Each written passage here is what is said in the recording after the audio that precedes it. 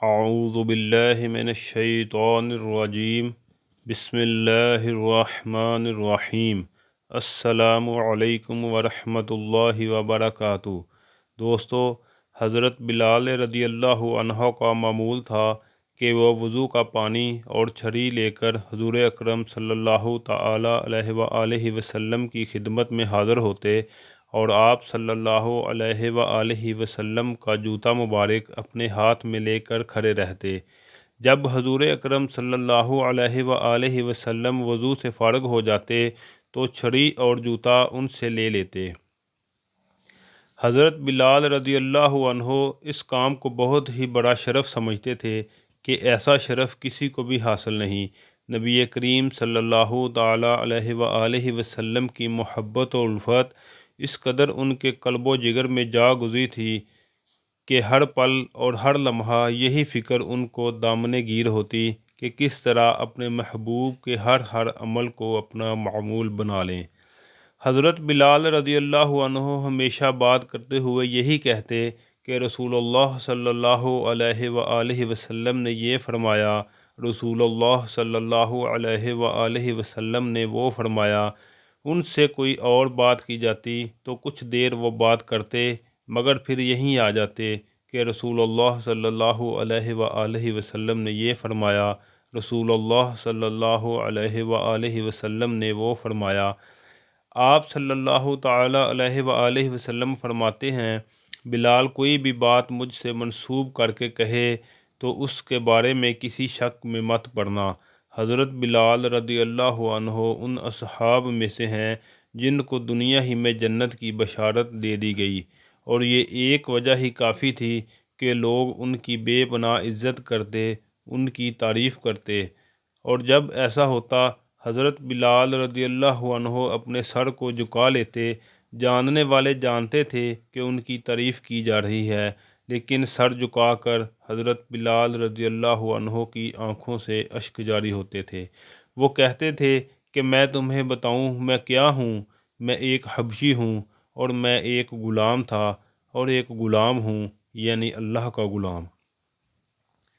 ایک بار ایک قبیلے کے کچھ لوگ رسول اللہ صلی اللہ علیہ وآلہ وسلم کی خدمت میں حاضر ہوئے اور کہا، اے اللہ کے رسول صلی اللہ علیہ وآلہ وسلم، میری بیٹی کی شادی کسی سے کروا دیں۔ آپ صلی اللہ علیہ وآلہ وسلم نے فرمایا، بلال کے بارے میں کیا خیال ہے؟ وہ لوگ پھر آئے، پھر کہا کہ رسول اللہ صلی اللہ علیہ وآلہ وسلم، میری بیٹی کی شادی کسی سے کروا دیں۔ آپ صلی اللہ علیہ وآلہ وسلم نے فرمایا، بلال کے بارے میں کیا خیال ہے؟ وہ لوگ تیسری بار پھر آئے اور پھر کہا۔ آپ صلی اللہ علیہ وآلہ وسلم نے پھر جواب دیا، بلال کے بارے میں کیا خیال ہے کہ جس کو جنت کی بشارت دی گئی ہے۔ ایک حدیث میں ہے کہ جنت حضرت بلال رضی اللہ عنہ کا انتظار کرتی ہے۔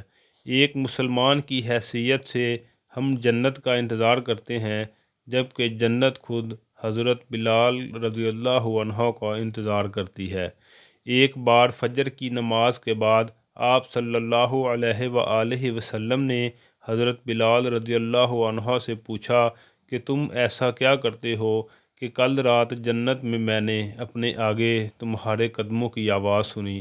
تو حضرت بلال رضی اللہ عنہ نے جواب دیا، یا رسول اللہ صلی اللہ علیہ وآلہ وسلم، جب بھی میرا وضو ٹوٹتا ہے میں دوبارہ وضو کر کے 2 رکعت نفل ادا کرتا ہوں۔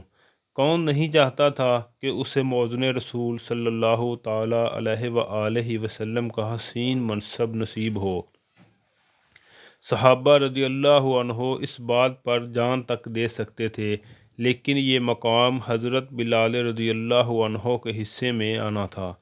نہ صرف یہ بلکہ فتح مکہ کو یاد کریں، جب بڑے بڑے مرتبے والے صحابہ کرام موجود تھے اور ایک طرف خانہ کعبہ تھا جو مسلمان اور مشرکین مکہ دونوں کے لیے سب سے محترم تھا، لیکن جب رسول اللہ صلی اللہ تعالی علیہ وآلہ وسلم نے مکہ کی چھت پر جا کر اذان دینے کے لیے بلایا تو کسی اور کو نہیں بلکہ حضرت بلال رضی اللہ عنہ کو کہا۔ ورنہ وہاں وہ 10 صحابہ موجود تھے جن کو دنیا میں جنت کی بشارت مل گئی تھی۔ وہ اصحاب موجود تھے جو بدر میں آپ صلی اللہ تعالی علیہ وآلہ وسلم کے ساتھ شریک ہوئے۔ وہ 4 خلفائے راشدین موجود تھے، لیکن مقام اللہ نے حضرت بلال رضی اللہ عنہ کے لیے رکھا تھا۔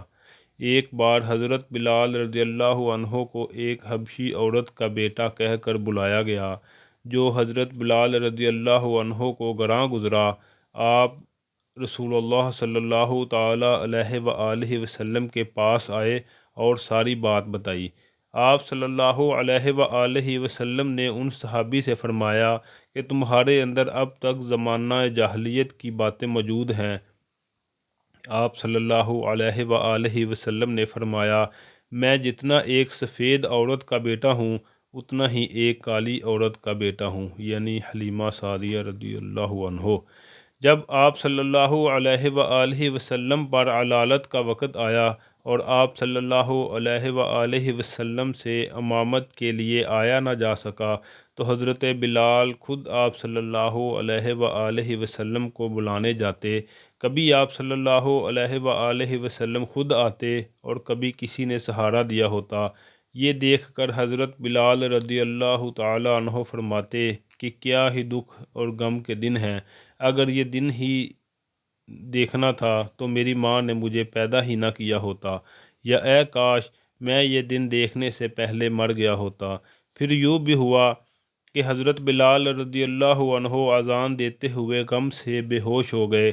آپ صلی اللہ تعالی علیہ وآلہ وسلم کی رحلت کے بعد حضرت بلال رضی اللہ عنہ نے اذان دینے کی کوشش کی، لیکن اشہد ان محمد رسول اللہ پر پہنچ کر ضبط کے سارے بندھن ٹوٹ گئے۔ اس لیے آپ رضی اللہ عنہ نے مدینہ چھوڑنے کا فیصلہ کر لیا۔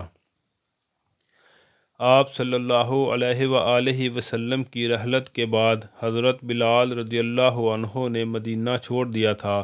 وہ ان گلیوں کو رسول اللہ صلی اللہ علیہ وآلہ وسلم کے بغیر دیکھ ہی نہیں سکتے تھے، جہاں انہوں نے آپ صلی اللہ علیہ وآلہ وسلم کے ساتھ زندگی گزاری تھی۔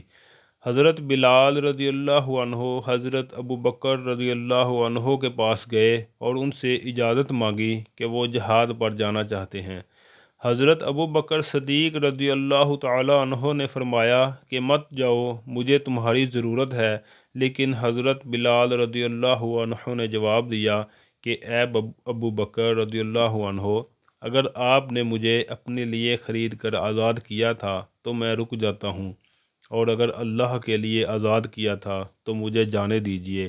یہاں سے آپ جہاد کے لیے روانہ ہو گئے۔ پھر بیت المقدس فتح ہوا اور وہاں کے لوگوں نے اس شرط پر شہر کی کنجیاں دینے کی حامی بھری کہ خود حضرت عمر فاروق رضی اللہ عنہ آئیں اور صلح کی شرائط طے کریں۔ یہاں پہ تمام بڑے صحابہ موجود تھے۔ جب سب نے حضرت بلال رضی اللہ عنہ سے دوبارہ اذان کی فرمائش کی تو حضرت بلال رضی اللہ عنہ بمشکل مانے اور اذان دی۔ رسول اللہ صلی اللہ علیہ وآلہ وسلم کے وقت کی یاد تازہ ہو گئی۔